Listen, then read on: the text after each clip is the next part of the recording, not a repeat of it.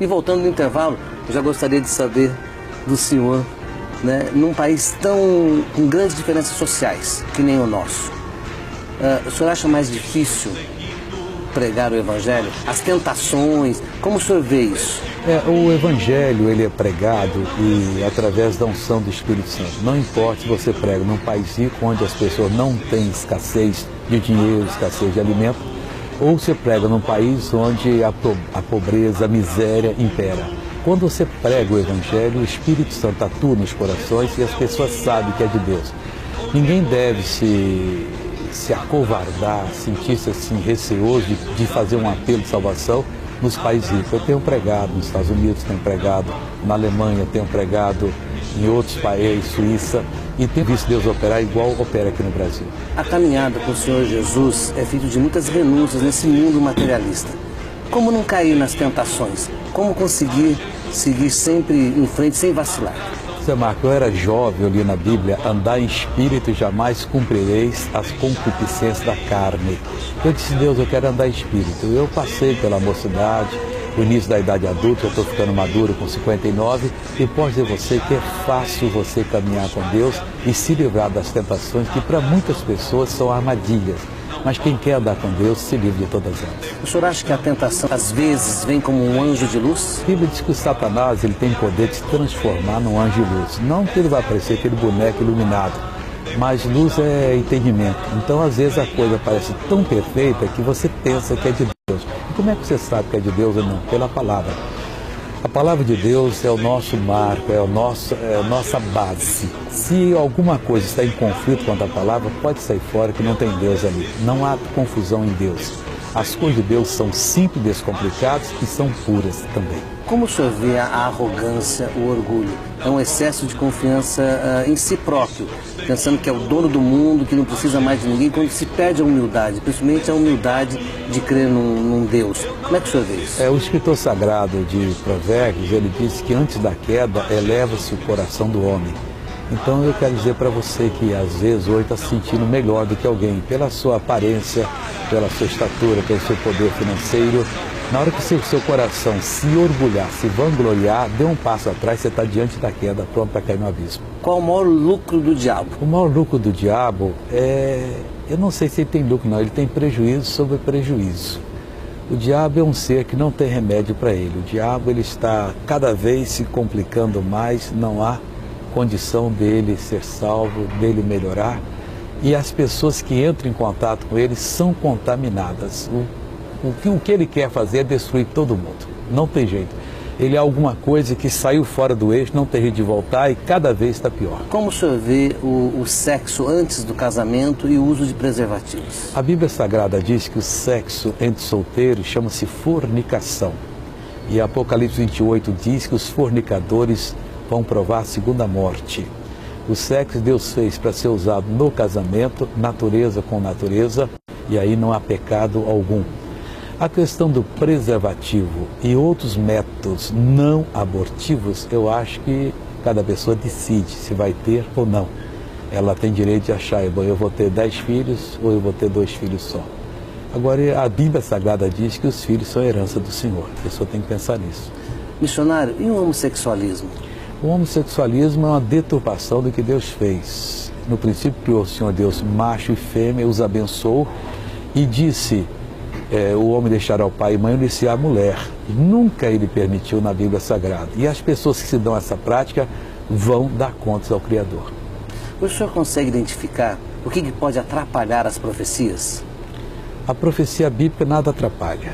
Ainda que toda a humanidade diga não vai se cumprir, elas se cumprirão, porque Jesus disse, os céus e a terra passarão, mas as minhas palavras não haverão de passar. Agora, as profecias dadas pelo homem, essas serão confirmadas se forem de Deus, e não sendo, não serão confirmadas.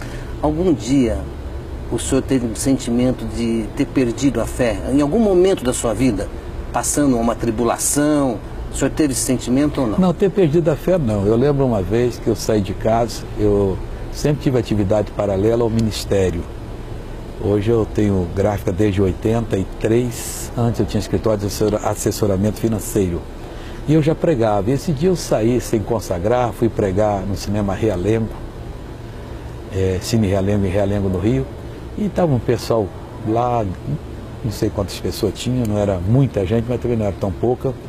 E eu falei qualquer coisa, orei qualquer coisa, e quando eu vinha no carro em direção, acho que ia passar na minha casa primeiro, eu vinha tão chateado que eu disse assim: Deus, eu vou parar de pregar, eu vou investir mais na minha carreira profissional e vou sustentar pregadores. Eu já tinha esse privilégio de sustentar algum. E fui falando, de repente quando ele falou: não, diabo, você não vai me enganar não. Era uma tentação? Era uma tentação. Foi só ao contrário, se você nunca viu um homem ungido, você vai ver agora. E a partir de então, eu nunca mais deixei esse pensamento entrar. Missionário, como é que a gente consegue identificar as tentações que nos acercam e poder não cair nelas? Olha, se você anda com Deus, a Bíblia diz que os filhos de Deus são guiados pelo Espírito de Deus. Você sente na hora o que é do maligno, o que não é, o que está ali passando. Até a pessoa que é de Deus, ela chega numa reunião, ela sabe se o pregador está sendo usado por Deus, se ele fala por experiência ou está falando até coisas que não deveria. Quer dizer, o coração dela tem aquela confirmação. Deus fala com a gente. Missionário, a gente vai para o nosso último bloco e eu gostaria que a gente conversasse sobre como surgiu a ideia da TV, né, na vida do senhor, até porque o senhor conheceu a TV 8 anos depois que ela surgiu no Brasil, né? Um pouquinho, não, menos 6 anos. Você chegou em 52, foi 58. Mas aí o senhor vai falar logo após o nosso intervalo. Festas e eventos. Paulo, eu já gostaria de saber do senhor, né, num país com grandes diferenças sociais, que nem o nosso, o senhor acha mais difícil pregar o Evangelho? As tentações, como o senhor vê isso? O Evangelho, ele é pregado e através da unção do Espírito Santo. Não importa se você prega num país rico, onde as pessoas não têm escassez de dinheiro, escassez de alimento, ou você prega num país onde a pobreza, a miséria impera. Quando você prega o Evangelho, o Espírito Santo atua nos corações e as pessoas sabem que é de Deus. Ninguém deve se acovardar, sentir-se assim receoso de fazer um apelo de salvação nos países ricos. Eu tenho pregado nos Estados Unidos, tenho pregado na Alemanha, tenho pregado em outros países, Suíça, e tenho visto Deus operar igual opera aqui no Brasil. A caminhada com o Senhor Jesus é feita de muitas renúncias nesse mundo materialista. Como não cair nas tentações? Como conseguir seguir sempre em frente sem vacilar? Zé Marco, eu era jovem, eu li na Bíblia: andar em espírito e jamais cumprireis as concupiscências da carne.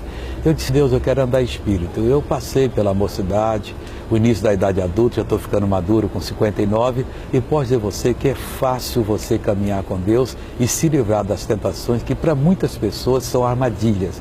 Mas quem quer andar com Deus se livra de todas elas. O senhor acha que a tentação às vezes vem como um anjo de luz? A Bíblia diz que o Satanás, ele tem poder de se transformar num anjo de luz. Não que ele vai parecer aquele boneco iluminado, mas luz é entendimento. Então às vezes a coisa parece tão perfeita que você pensa que é de Deus. E como é que você sabe que é de Deus ou não? Pela palavra.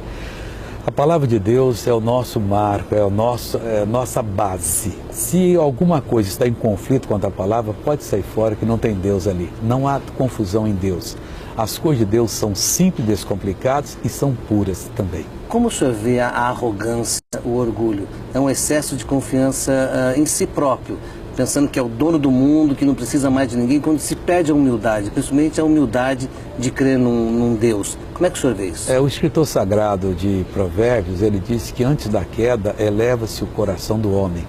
Então eu quero dizer para você que às vezes hoje está se sentindo melhor do que alguém, pela sua aparência, pela sua estatura, pelo seu poder financeiro. Na hora que o seu coração se orgulhar, se vangloriar, dê um passo atrás, você está diante da queda, pronto para cair no abismo. Qual o maior lucro do diabo? O maior lucro do diabo eu não sei se ele tem lucro não, ele tem prejuízo sobre prejuízo. O diabo é um ser que não tem remédio para ele. O diabo, ele está cada vez se complicando mais, não há condição dele ser salvo, dele melhorar. E as pessoas que entram em contato com ele são contaminadas. O que ele quer fazer é destruir todo mundo. Não tem jeito. Ele é alguma coisa que saiu fora do eixo, não tem jeito de voltar e cada vez está pior. Como o senhor vê o sexo antes do casamento e o uso de preservativos? A Bíblia Sagrada diz que o sexo entre solteiros chama-se fornicação.